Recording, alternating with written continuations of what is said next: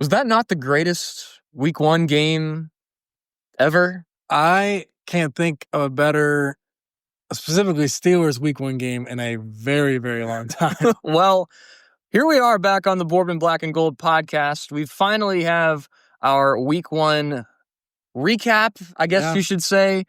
There's a lot to talk about in this one because we won 34-32. But there's a lot of other things that we also have to talk about too, because I'm very encouraged. Let's start off with that. I'm very encouraged. What about you? I would say, I'm very encouraged. Like, just to see, like, I think that one of the biggest complaints we've had the past 7 years, 8 years, is that we haven't felt like one of the like big teams or the top tier teams.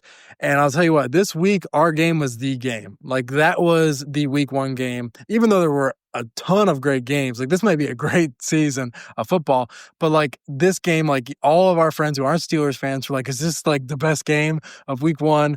So I think it was really cool to see that. And this is a jam-packed game with so much to talk about. Yes, tons to talk about.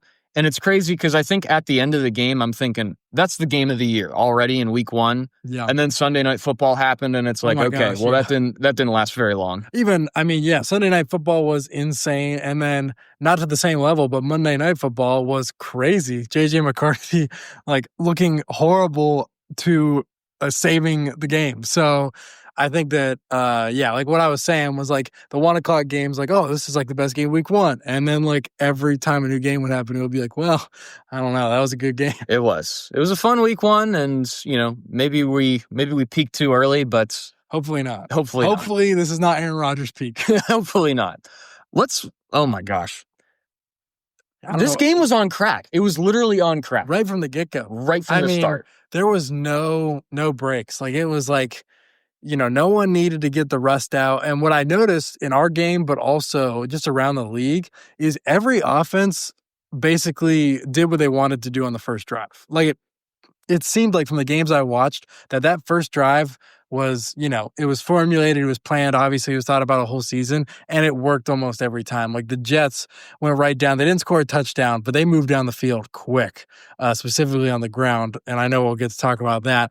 And then offensively, we did the same exact thing. Like, we moved right down the field for the touchdown, which was like the first opening drive touchdown since, I think you said 2008. Yeah, that's crazy. The fact that we haven't scored an opening drive touchdown on the first drive of week one in 17 years, which, again, 2008, year played in 2008. We won the Super Bowl. What happened in 2009?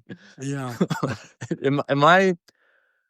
Do I need to slow down? Because I think I need to slow down. Maybe a little bit. 'Cause we gotta wait a little bit. We gotta see what this defense does. Yes. Okay. Boardman Black and Gold podcast, Zane and David. We are live from Boardman, Ohio. First time in a while. A couple of months. We did this a couple of months ago. Did we? I think so. We did. Yeah. May. It was like May, yeah. Yes. So we've been here before. Good to see David again, back in person. Finally to, have something not on FaceTime is always a good time. Yeah, absolutely. And probably no better week to actually talk about a wild week than having this one in person. So, first drive, Aaron Rodgers gets sacked on the very first play. Yeah. And you start thinking, oh, here we go. And honestly, despite the fact that we did score a touchdown on that first drive, I think that kind of is a nuance to how this game kind of went, because the offensive line did not look good in many senses of the imagination, pass protection and run protection. We didn't have much more than, I think, 50 yards of rushing in the entire game. I was going to say, I didn't check, but like, I didn't even know if we got to 50 yards because, it was sitting around 30 for a very long time.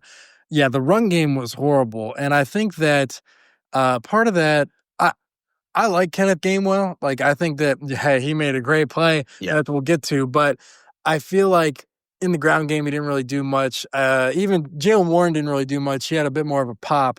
I was a little disappointed that it seemed like Gainwell got more reps because I think Warren should get the most reps. I also am just, so confused that Caleb Johnson isn't swapping with Kenneth Gainwell. But back to the O-line, the whole O-line did not look good, but specifically Broderick Jones was horrible. Atrocious. He played so bad. I mean, it was like every single play, especially in pass protection, he couldn't do anything. Like almost every time there was a sack, it was like, yeah, that was Broderick Jones. I think there were 4 sacks, and 3 of them were attributed to him. It looked horrible, and we were so hopeful that moving him back to the left side would change things. But based off that game alone, and obviously, you know, how last year went, I'm ready to move on. I don't know who our backup is, but like, look, Aaron Rodgers is an old man. We can't afford our left tackle giving up 3 sacks a game, especially like, I know the Jets defense is a solid defense, especially now with the new head coach, Adam Glenn. But like, who was the guy sacking him? I don't know, like, out of all the D linemen, I don't know if the guy that was on Broderick Jones was like the guy of the Jets defense. Will McDonald, I think, was over there a couple of times. They have an underrated defense. I think it's a very young defense. Not a lot of notable names necessarily that I'm familiar with. But like you said, you know, it's unacceptable what he did. And especially for the fact that you got a 41, 42-year-old quarterback back there, you can't take 4 sacks a game and expect him to be healthy all year. No, I mean, absolutely. And I think that's, you know, what happened with like Ben is like, you know, early on in Ben's career, our O-lines were rough, and he's the most sacked quarterback of all time. I think that's still, that was true when he retired. I think it's still true. And like a lot of those sacks were in the early part of his career. And then, you know, when he got older, that was when like our glory days of O-line, like when, you know, when the Killer Bees were around, our glory days O-line was also there. And like, we really focused on protecting him. And I think that it's like, you have to do that when your guy gets older. And like, you know, Aaron Rodgers wasn't necessarily our guy because we just got him, but like, he's older. We've got to protect him. And I think that needs to be a huge priority going forward. And like, whether it's Broderick Jones and fixing his play and the O-line as a whole, or whether it's finding someone else, I think that like, some drastic changes need to be made to make this O-line good. I agree. Now, I will say that during Broderick's media availability in the last couple of days, he took responsibility for his awful game. And he said, you know, I think one of the reporters asked him, he's like, what do you need to change? And his answer was everything. Like, I need to be better. Yeah. And I wonder if Aaron Rodgers is kind of, you know, just his presence is kind of inciting that with the O-line. Because, I mean, I don't think Mike Tomlin was not happy with the O-line play. He was not happy with the defense. But the way that things kind of worked out, Aaron Rodgers just balled out in the meantime and kind of led them to a win. Right. I mean, he had an excellent game. Yeah. He really didn't, you know, all the sacks were not his fault. He wasn't rolling into anything. Most of those sacks were play action pass. You know, he's got his back to the field. You know, he turns around and there's a dude in his face. You know, what is he going to do there? There's nothing you can do in that situation. Right. Rodgers did exactly what he needed to do in this game with the cards that he was dealt, and he won them the game essentially. He did what he had to do, and that's it. Yeah. You know, so outside of Aaron Rodgers, you know, we're really happy we got this week 1 win. It was an epic game. It was an incredible game, a revenge game. Yeah. But there's almost, I don't want to be negative because I want to be positive. Right. But yeah. there's a lot of negatives going on right now. There are a lot of negatives. And before we get to them, just, going back to the Aaron Rodgers and like the revenge game. And there was so many quotes to pull from him after the game that were awesome. But there was one, you know, normally guys will be nice. Like they got their revenge game and they'll hold on to that themselves. But like when the media comes, they'll say some nice things.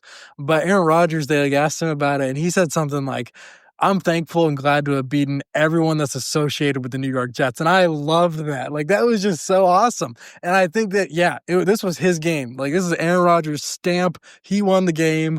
He gets all the credit. Like, his stats show for it. He had some amazing throws, specifically his last one to Calvin Austin. He had guys in his face, and he delivered that thing perfectly. So I think that, and kind of to put a blanket over our negatives before we get into them, just kind of showing that we know now that Aaron Rodgers can win us a game.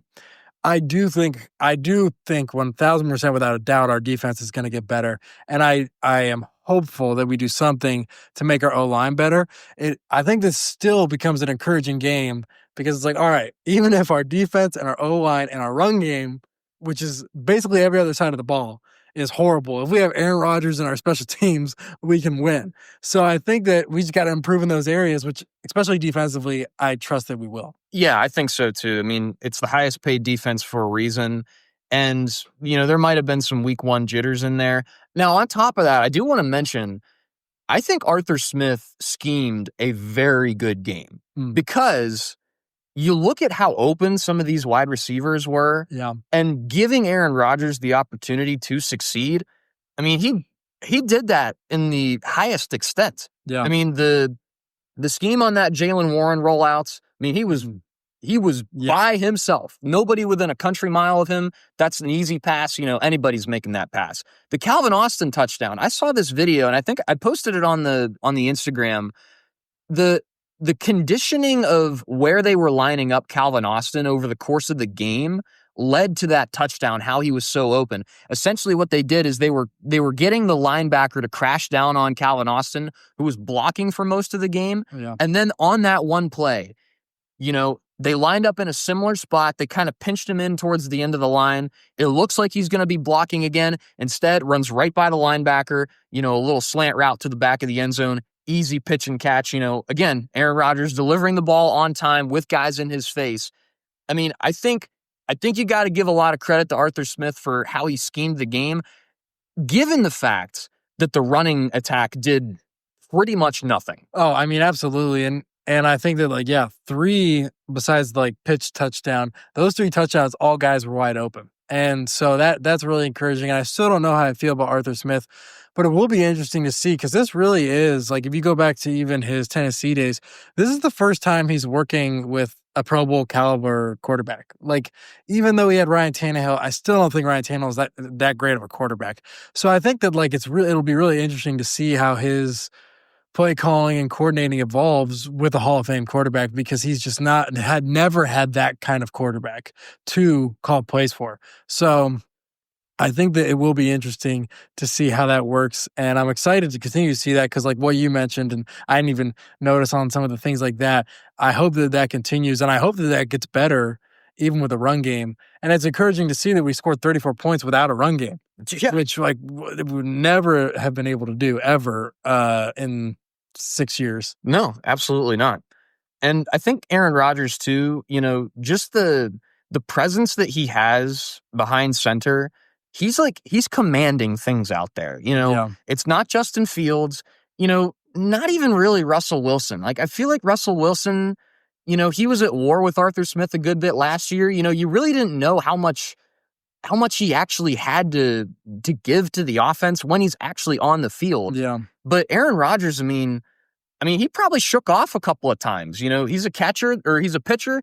He gets this sign, he doesn't like it from his catcher. He shakes it off and he's like, okay, we're going to do this. And it worked. Right. Yeah. And that was beautiful too, is there was definitely a few times where you started to hear him yell or do these things. And it's all right, yeah, he's changing the play. And it's I think that that's good. And I think that it seems that both guys are kind of able to put their ego away enough that if Aaron Rodgers hears a good play, he's yeah, I'll do it. And if, Aaron Rodgers changes the play, it seems like Arthur Smith is okay, sounds good. And especially if it works, I think they'll continue to be like that. So yeah, I think nothing but encouraging things as far as Arthur Smith and Aaron Rodgers go offensively.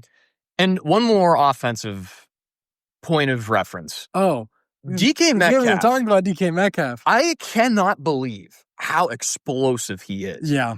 Going from a complete stop. I mean, one of the first catches he made, complete stop, it's just a little out route. His feet are planted and he goes 0 to 60 in 0.5 seconds and breaks it off for a 30-yard run down the sideline. I have not seen that type of explosiveness out of a wide receiver for Pittsburgh in a long time. Yeah, no, I loved him. I thought that this was a great week one for DK Metcalf. even though he didn't get a ton of catches, he got a lot of yards and had some really good plays. And so I'm excited to see more of him. And I mean, that crazy catch between him and Jonnu, that was insane too. And one thing that's I almost think is encouraging is that DK Metcalf, when the reporters came to him, he's disappointed in his week 1 performance. Like, he's upset that he didn't do better. And so to me, that is music to my ears. I'm like, yeah, like, strive to be better. I thought you did great, but strive to do better because that would be awesome. Absolutely. I mean, he did have 2 big drops, but the thing is, they went right back to him very shortly after those drops. Yeah. Most of those were second down drops, and they went to him on those third down plays, and they ended up making conversions off of those, which I think was very important. And it shows a lot of the maturity that Aaron Rodgers has. You like that about Patrick Mahomes, a guy that throws at a wide receiver, he has a drop, he goes right back to him after that, and they're trying to still build that connection. And I think a little bit of that is, those week 1 jitters a little bit. Do I expect any more, consistent drops out of DK? No, I don't think so. And I think he was getting himself open, and those yards after the catch, that explosiveness that he had, I mean, we haven't had that in a long time. No, it's been a long time. Honestly, we haven't had a star receiver since Antonio Brown. Like, it has been a very long time since we've had somebody of that caliber. And I do think that DK Metcalf's at that caliber, even though, his stats haven't been the best the past 2 years. He hasn't had the greatest of quarterbacks throwing to him. So I think that, like, he can be of that caliber, especially with Aaron Rodgers. And I'm hoping that they can build a relationship similar to the relationship that he had with Devontae Adams. Yeah, that would be cool. Yeah. All right. Let's talk about the defense. Yeah. Because there is a lot to talk about. I think early on, I mean, I was just texting you guys back and forth. Can we stop the run? Yeah. Oh, we couldn't. It was really bad. And it's surprising, because knowing the Steelers, like, we take so much pride in the run game. Like, we've known the past few years our secondary hasn't been the best, but like our D-line, prides themselves in that run game containment, and it was nowhere to be found. We could not stop the ball. I don't know how many yards Breece Hall ended up with. He had over 100. Yeah, and I would like to know. I guess we played the Ravens the last game we played, so they probably had a 100-yard rusher. They probably had 300. Yeah, so it's.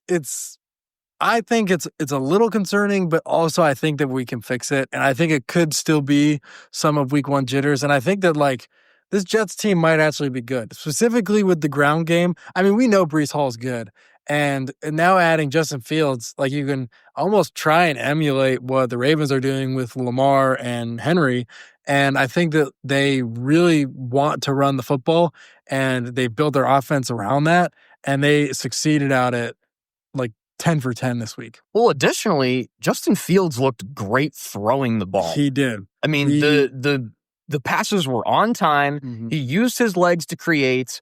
I mean, he was throwing some strikes. There wasn't really a pass if I'm remembering correctly, that I thought could have been picked off. No, I agree. Which is hard to do in a game. Normally, there's a couple passes that are like, oh, that was rough, but there wasn't one of those. And I think that, like, that makes me go back and think, man, what if we had started him in that wild card game instead of Russell Wilson? But I think that, yeah, we were both didn't want Justin Fields to leave. We still think he's going to be great. And so I think we weren't surprised, even though there was a lot of negative preseason talk.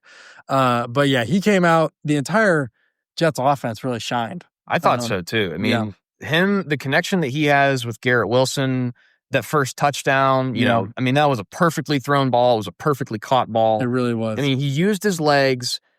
But not too much. But not too much. Yeah. He sat back there. Yeah. Only when things were collapsing around him that he really had to get out of there. But he did so with great effect. And I think that ability to create after the play, like you said, I think the Jets are going to be better than people are maybe giving them credit for. And I think it kind of puts some people, on the radar as far as the Jets go. Now, with that, how much of the outcome of this game do you chalk up to the Steelers bull crap that they pull every year and the Jets curse? Because that catch that Metcalf made, it hit him, it hit Jonnu Smith, it hit 2 Jets receivers, and then it somehow ends up back in Metcalf's hands, on the ground somehow. Yeah. Oh, I mean, I think that this, as far as the Steelers go, I think with Aaron Rodgers, it looked way different. But I mean, I can't remember a week one that we've come out and absolutely just blown the competition away, or really been like that we look like mid-season form right now. I feel like with Mike Tomlin's team, it's just known that it's going to take a couple weeks. And then we might fall off after 8 weeks, but it's going to take a couple weeks. And so I think that Aaron Rodgers really helped speeding up the offense, because I think our offense would have been dead without him. And I do think, though, that this Jets team could really be a good team. I think that they have a good system offensively if Justin Fields keeps doing what he's doing. And their defense, even though they put up 34 points, I feel like their defense still played a good game. Yeah, I thought so too. It's like, it's one of those games where I feel like, and this does happen, especially now more than ever in the NFL, where it's like a defense could give up 25 to 30 points and you're like, you still feel like they played well.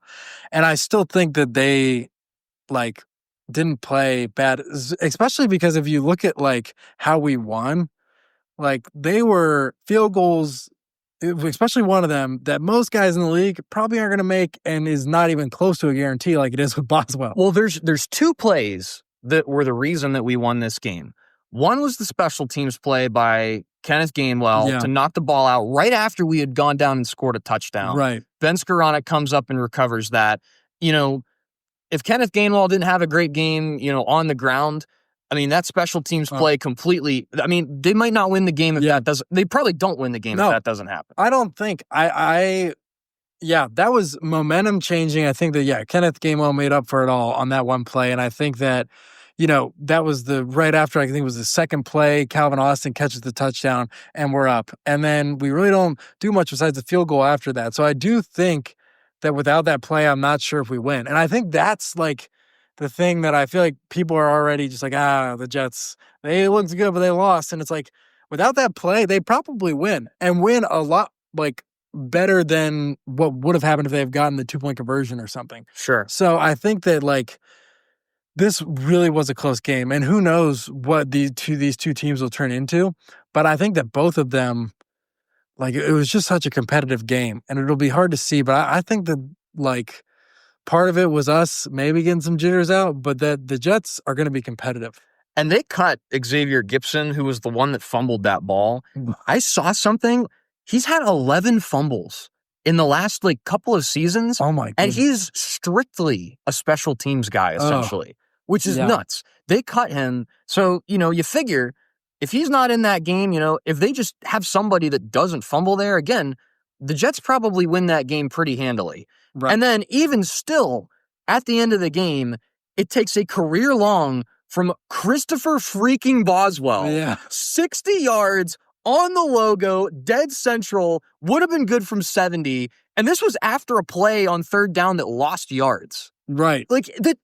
Chris Boswell's the greatest kicker in the NFL right now, arguably ever. I don't care. I don't care. No, I agree. I mean, I think that we've been saying this for a few years, but especially now that he's out of the league, I was Chris Boswell is just as good, even better maybe, than Justin Tucker. Now, I think comparing their primes, I don't know. But now that Justin Tucker's out of the league, it is hands down he's the best right now.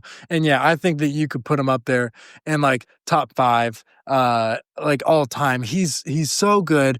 I would love to know. He's got to have the most made kicks of 50+ yards, right? I don't know if that's necessarily true, but he has 6 a game. I know. So it's crazy. He's just the best. He's the best right now. He's one of the best ever. And I think that he'll continue to be the best. And and to your point, it's, Chris Boswell once again won us a week 1. He won against Atlanta with 18 points, and he won this week. So, we are just, without him, I don't know what would happen. I'm going to say something right now that is 100% truth. And if anybody disagrees with me, then you're just wrong. There is not a single player in the NFL that can demand more money when Christopher Boswell is making less than $4 billion a year. Because there is not a single person more valuable to a single team in the NFL than Christopher Boswell is to the Pittsburgh Steelers. Yeah. I don't care. Yeah. I would agree. I would argue maybe Josh Allen. But other than that, Boswell is, I mean, he's just so pivotal, and he's won us so many games. Like it's ridiculous how much of an impact he has had, especially, and it's crazy to see because he started with us, I think, in 2016. Around there. 2019, he had a year that like almost got him cut. And then ever since then, he's been the Boswell that we know. He was great before that. Then he had that year that almost got cut. And then he's been this all-pro, like amazing kicker, winning games every year. We can attribute like 6 games to him almost every year. It's insane. It's unbelievable. I mean, I think I've said it on here before. He's going to be my next jersey. Yep. You know, I've only ever owned one Steelers jersey, and it was Minka Fitzpatrick. So I'm in the market for a new Steelers jersey. Chris Boswell is going to be the next one. Oh, I fully endorse it. And you want to know why? I just remembered this. You want to know how pivotal and important Chris Boswell is? Our last playoff win was 2016 against the Chiefs. Guess how many points we scored? 18. Guess who scored every single point? Chris Boswell. That's how important he is. He single-handedly wins games. Yeah. He got some help from Aaron Rodgers this week. For sure. But he won the game in the end because without that kick, they don't win that game. Right, absolutely. And that kick could have been made from 70 yards. I think J.J. Watt said that or somebody said that, and like it's without a doubt true. It was it was easy. It looked easy. It was right down the middle. Yeah. And I will be completely honest. I did not watch it. I had my terrible towel wrapped around my eyes. I could not watch the kick. I left it up to Ian Eagle to tell me what happened. Sweeps the leg. It's up and it's good. Unbelievable. And that's a career long. He never hit from 60 before. And he hits from 60 in the biggest spot in the game to win them the game. Right. And I feel like he keeps getting better. Like it was either last year or 2 years ago, or maybe longer than that, but he had hit a 59-yarder, and that was an all-time good. And now he's got the 60-yarder. So he just keeps getting better and better. And I think that, I love talking about him, but kind of going to the defense. I want to know your take on a lot of things, but I think that there's a lot of things to say about this defense, but I'll let you go ahead with your first thoughts. Okay, so for one thing, I thought the edges played well. I thought Watt and Highsmith had good games. Highsmith had the only sack on Fields in the game. Watt had a couple of big explosive plays where he had some tackles for loss behind the line. And the defense as a whole did not play well, but I thought they had some timely plays. Yeah. Specifically on that very first drive, I mean, they were moving 10 yards, 10 yards, 10 yards, and they held them to a field goal there, which I think I texted you guys too. It's settling for a field goal there, I think that's an absolute win. Yeah. And then at the end of the game, they did force a 3 and outs, and then they got the big stop at the end of the game when they needed to make sure that they didn't get into field goal range. I thought that they, as a unit, did not play well at all. No. But I think that there were good moments that can be built upon. Absolutely. And to agree with you, the edge play I thought was great. I thought that there was no issues really there. Watt had some great plays behind the line. I think it was Fields that he absolutely lit up. That was such a nice hit. So I love seeing that. And the one play, I think it was the play right before, or the play that got them to the 1 yard line when they scored the last touchdown where Justin Fields rolled out. TJ Watt got tackled. It was insane. I was for sure they were going to throw a penalty, and my dad was watching Highsmith and was like, Highsmith got held too. So I think that those guys were both playing great football. I think that unfortunately there was just some other play, specifically I want to say I think Cam Hayward's play was below average, and I think that has to do with the fact that he was holding out, that he wasn't going to practices. His mind's somewhere else right now, and he needs to wake up and lock in. Because, he was non-existent. He didn't do anything. We didn't hear his name until the fourth quarter when he got hurt for a couple of seconds. Right, yeah. That's the whole thing. We couldn't stop the run. He's supposed to be your primary run stopper. And I think it also kind of tells us a lot about what our expectations are for this defense. The lack of Derek Harmon hurts us a lot, I think. Yeah, and we need to get him healthy back quickly. I agree, because I think that we really felt the loss of that. And not that I love Keanu Benton, and Yaya Black got in there a little bit, but there was a lot of Isaiah Loudermilk, which nothing against the guy, but he's not a starter. And it was just, the middle of our D line was rough. Cam Hayward was rough. I didn't see Benton really do anything. except for almost having an interception. And Loudermilk didn't really do anything either. But also, the two linebackers I want to talk about. One, Patrick Queen, he looked slow. Like he looked like he just. I really like Patrick Queen, and I really want him to be a great linebacker for us. But he just was like a step late on everything, and it just was really hurting us. But I do want to praise Peyton Wilson because he was flying around doing a bunch of he was getting all over the field, and like I love the way he tackles. Like he tackles with every part of his body. Like he just puts it all out there on the line. So I think that he played well. But yeah, as far as the interior and the linebackers go, I was disappointed. Yeah, I think so too. I agree with your take on Patrick Queen. I think he was just a step slow, and he himself came out after the game. Oh, that was a great quote. A great quote. Yeah. I can't remember it like word for word, but essentially he was like, "We played like crap. I played like crap." He says, "This is not acceptable." And I appreciate the accountability that we're seeing out of this week 1 game because like we started off with, we won the game and it was a great win. Yeah. But there is a lot of negatives that need to be addressed, but I think that they are trying to address them. And I don't think Mike Tomlin was happy with the performance either. You come out with a win, you're happy about that, you hang your hat on that, but they are not satisfied as a unit whatsoever. Right, which I absolutely love. Like, we've seen it from DK Metcalf, from Broderick Jones, and now from Patrick Queen. I hope, he'll have plenty of time to say something because I'm sure he'll have a podcast, but I hope Cam Sayward says something too.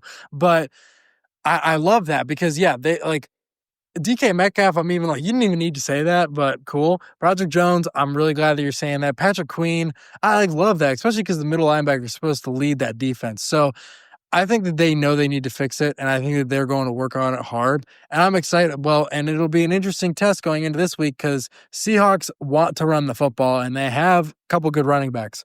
So it'll be interesting to see if we make those changes. But yeah, it was encouraging to see that quote and knowing that people know that we didn't play well. Yeah. Kind of going into the secondary, I think that there was things about the secondary I liked and things that weren't necessarily the greatest. I think that one, it's concerning, obviously, that Deshaun Elliott got hurt. I know that Joey Porter was kind of having some issues towards the end of that game. What did you think of the secondary overall? Yeah, I don't think they didn't wow me. Like they didn't do anything for me one way or another. Darius Slay kind of got torched by Garrett Wilson a couple of times. Yeah.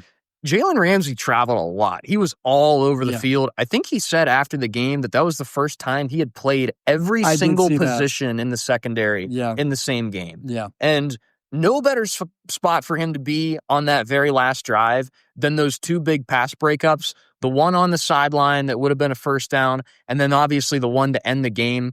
I mean, that was a Steelers play. I've watched that clip probably 500 times in the last 3 days. Yeah, and that's awesome.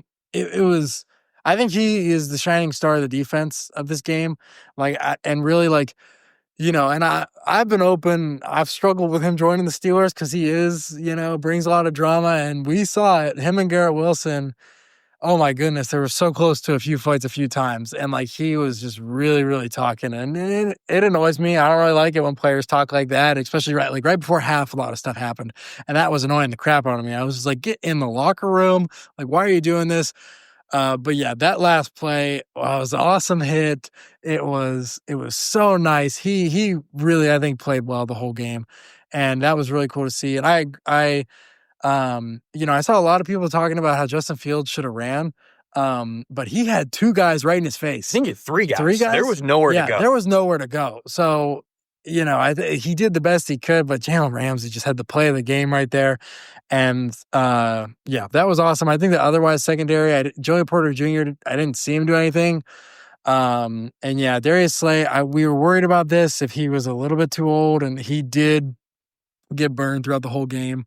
So Juan Thornhill made some nice plays. I thought so too. I thought he was positive. Where is he from? So he played with the Chiefs. He won a Super Bowl with the Chiefs, but then he's been with the Browns. Okay. I do remember him when he was on the Chiefs. I didn't know he was with the Browns, but I would say I'm very pleased with how he played. I think that was a great week 1 performance for him. Well, now too, again with Deshaun Elliott being out for probably a couple of weeks. I don't think they put him on IR, but I think they're trying to get him back for week 4 against the Vikings. Yeah. We go out and we sign Jabril Peppers, which I thought was a good move. You know, it was between him and Justin Simmons, you know, as far as, you know, getting some more help in the secondary. And I kind of like Jabril Peppers. He's not a big, you know, he's not an all-pro type of guy, but I think he's an overall solid piece to the secondary.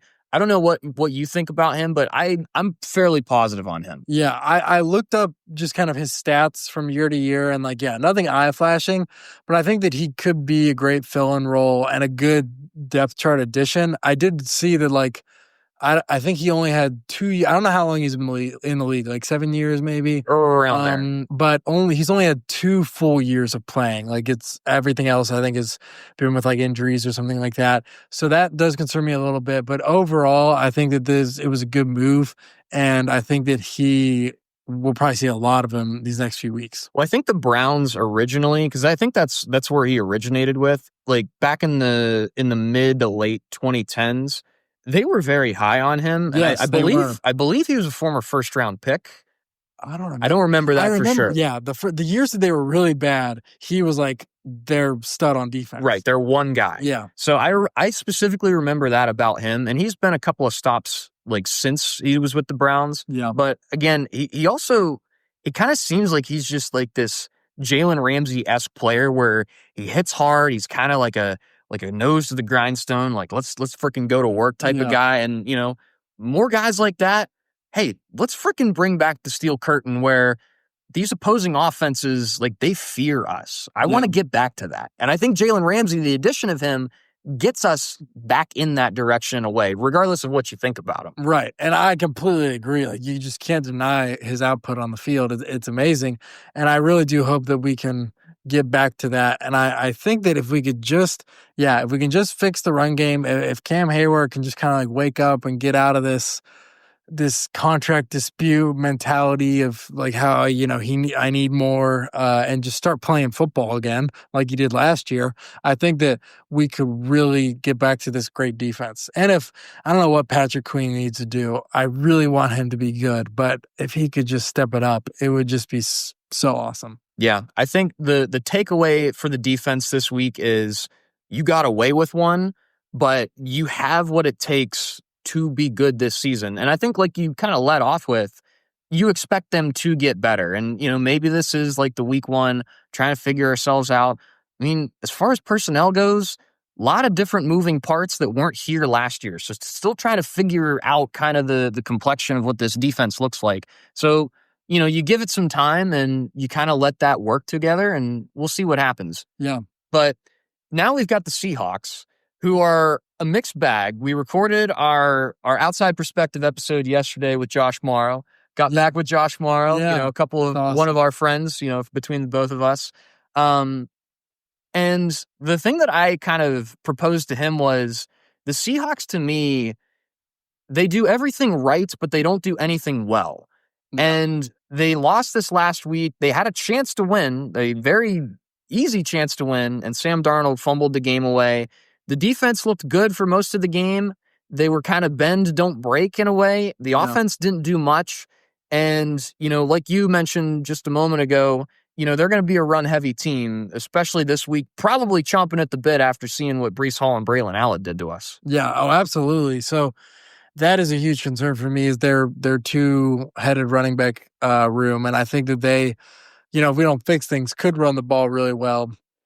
And I think that, like, I think we've said this a few times, and it's a little different now that we have Aaron Rodgers, but, you know, the Seahawks are almost like the NFC version of the Steelers. Yeah. Like, we really, like the past, I don't know, maybe you could say decade or so, have looked very similar in how we play football. And so I think it'll be interesting to see these teams matched up. We've really been able to come out on top. And we played them in 2023.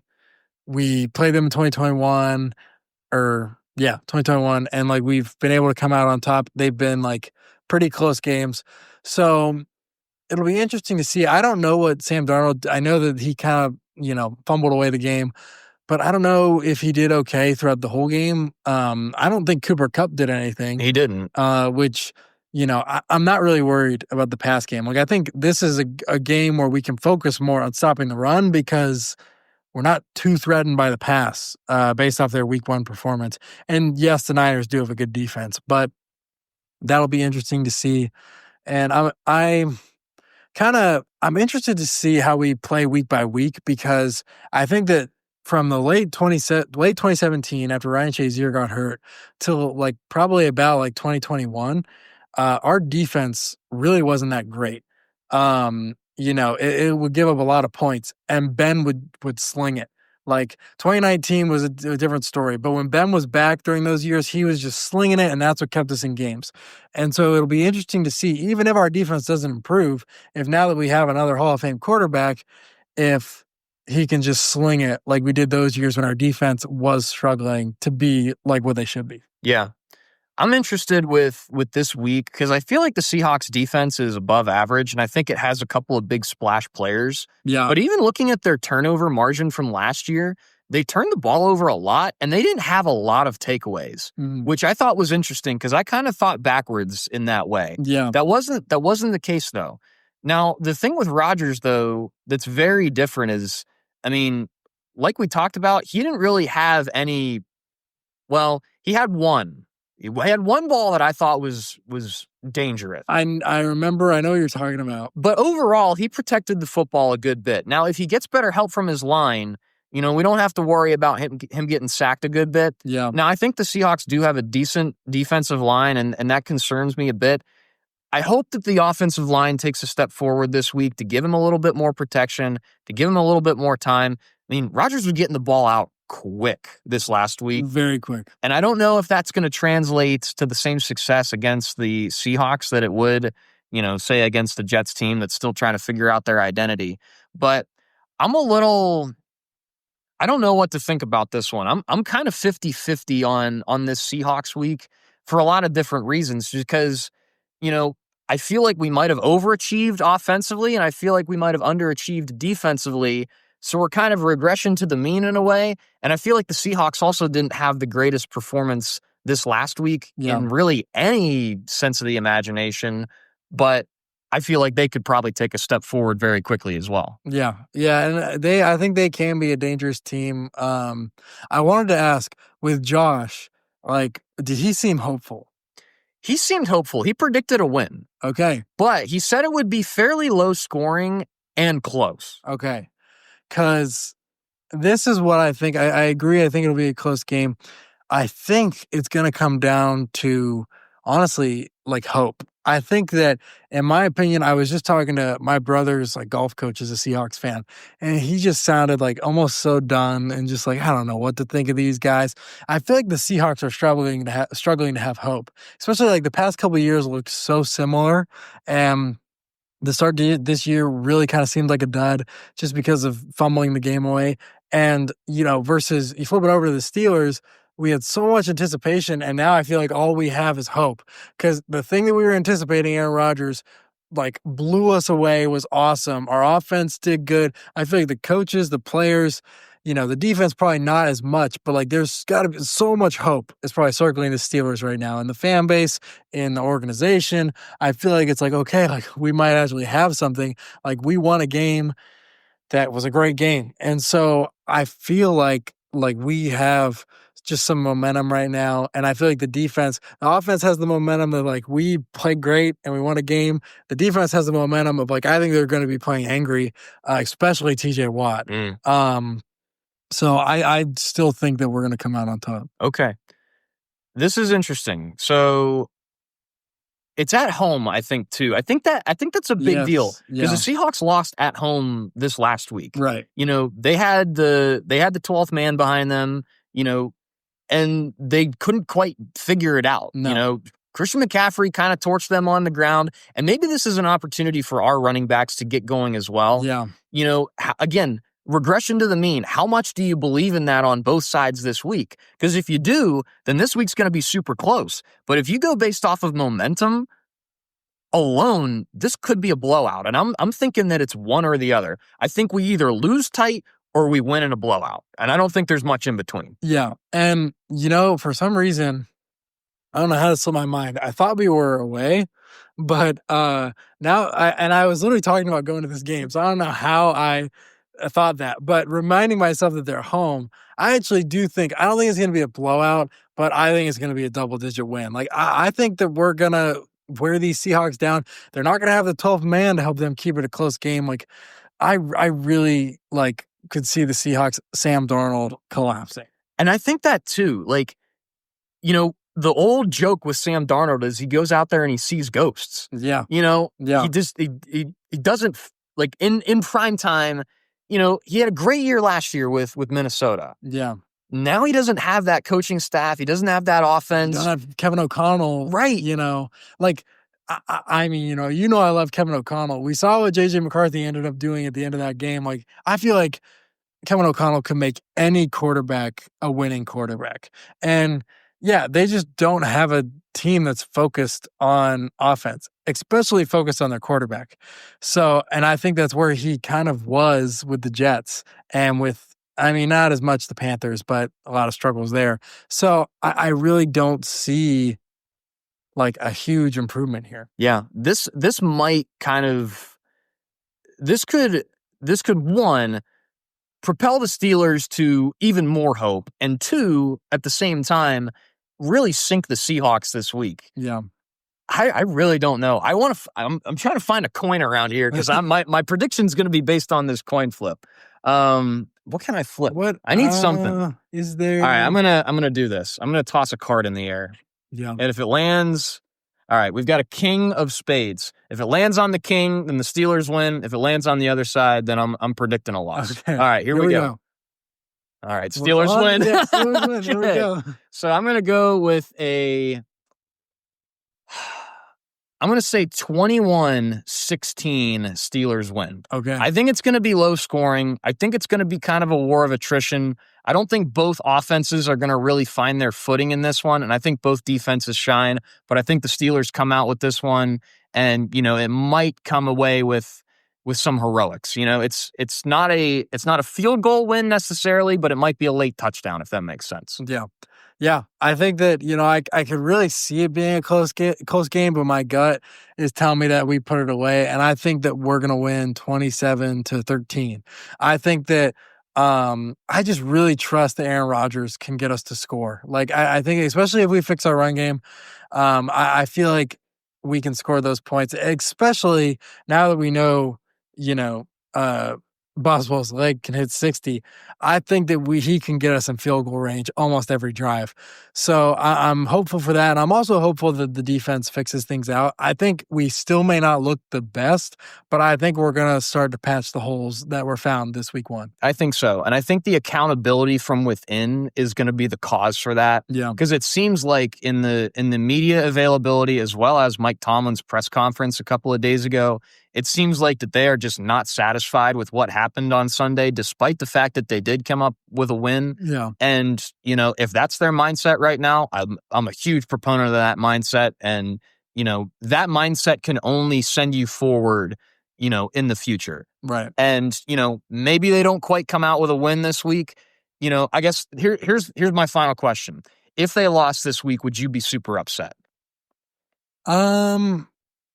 I think I would because of the momentum coming off of this week 1 win, and because it is an extremely winnable game. Okay. Especially being at home. I think it's we know that Mike Tomlin, there's a couple games, and a lot of coaches do this, but it's very consistent with him. A couple games each year, it's you just go back and you're like, man, just a couple games where if we actually play like we should have and won that game, things would have been a lot different. And I think that this could be one of those games. So I would be upset if we lost. Well, I was going to say, yes, to that specific extent, because, for the exact same reason. You look back and it's a game that is probably a coin flip, but it's a game that you should win based on where you are and where the other team is coming into that week, and especially all the cards that are in front of you. You want this one to be a win. You expect this one to be a win.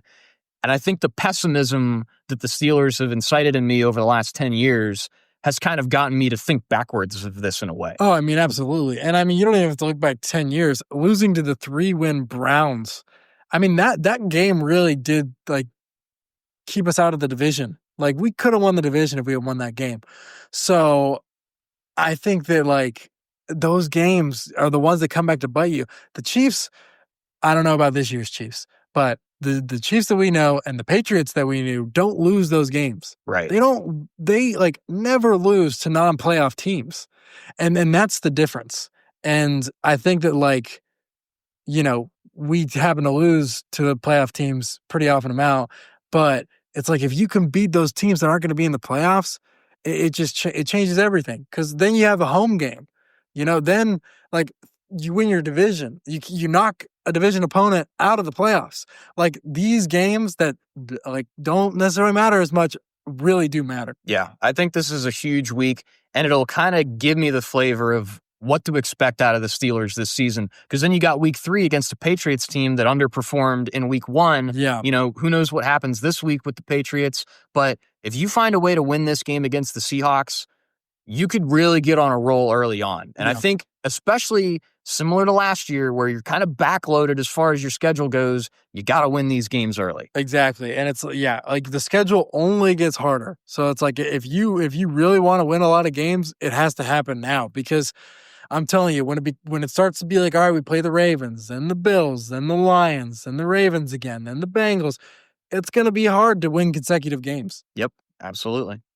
Well, that's your week 1 recap / week 2 preview on the Boardman Black and Gold podcast. Zane and David, live from Boardman, Ohio. Happy to be here for yet another recording of the Boardman Black and Gold podcast, which is always sponsored by Zecca Enterprises, crafting furniture solutions in northwestern Pennsylvania. You can call 919-406-4679 to turn your furniture problems into furniture solutions. If you haven't yet, make sure you check out our Seahawks Outside Perspective episode with Josh Morrow. A lot of really good insights in that episode, so make sure you check that one out. And as far as we go, we are looking for a here we go week 2 Steelers win against the Seattle Seahawks. Trying to be 2-0, which I think from what we're saying is important for the outcome of this year. Yeah, I'm hopeful we can do it. Well, Zane and David, we'll be back next week to break down this Seahawks week. As for us, you can follow us at Boardman and Gold on Instagram and BB and G Podcast on Twitter. Zane and David on the Boardman Black and Gold podcast. Thanks for listening, and we will see you next week.